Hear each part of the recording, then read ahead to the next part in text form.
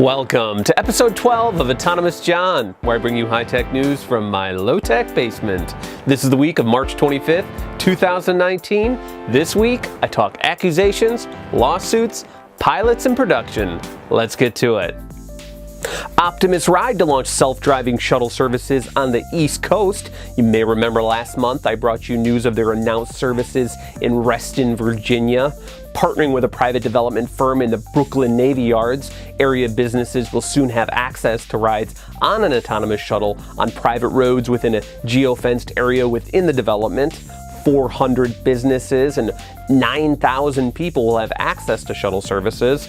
In addition to the New York shuttle, services from Optimus Ride will also be launching on the West Coast in Fairfield, California, in an 80-acre gated community there. This sort of partnering with development companies sort of seems to be the model that successful shuttle companies are going for, and to me, just makes sense.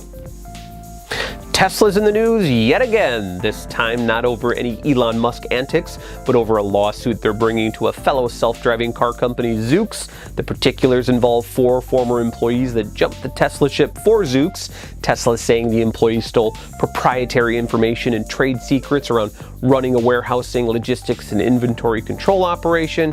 The allegations made against these former employees are that they stole documentation related to Tesla's Warp system, which is a software that's used in logistics and inventory control. Also saying they stole schematics of actual Tesla warehouses. If you're interested in more information on this story, The Verge's Sean O'Kane has a pretty decent article that I highly recommend checking out. Let's turn our attention to the world of wireless, 5G in particular. OpenSignal, an independent analytics company measuring the world's mobile networks and speeds, dealt a blow to the telecom giant AT&T recently.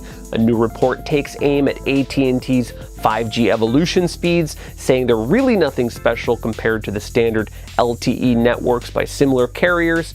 AT&T has been under fire from competitors for quite some time over their supposed fake 5G, most notably from Sprint, who actually filed a lawsuit against AT&T earlier this year.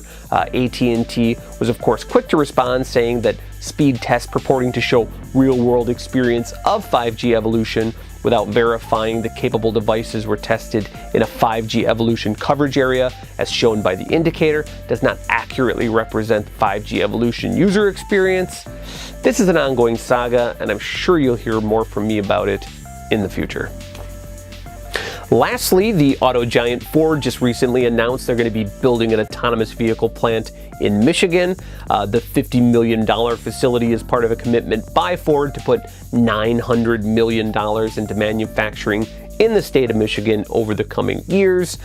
Production won't actually start for a couple of years, but when it does, it'll focus on the future hybrid makes and models being upfitted at the facility with autonomous vehicle technology.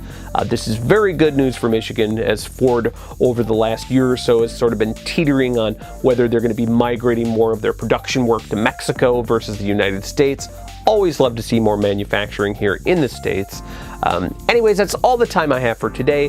Thank you so much for taking the time to watch this. If you want to get a hold of me, you can do so at john@autonomousjohn.com. Until next week, have a great day. Bye.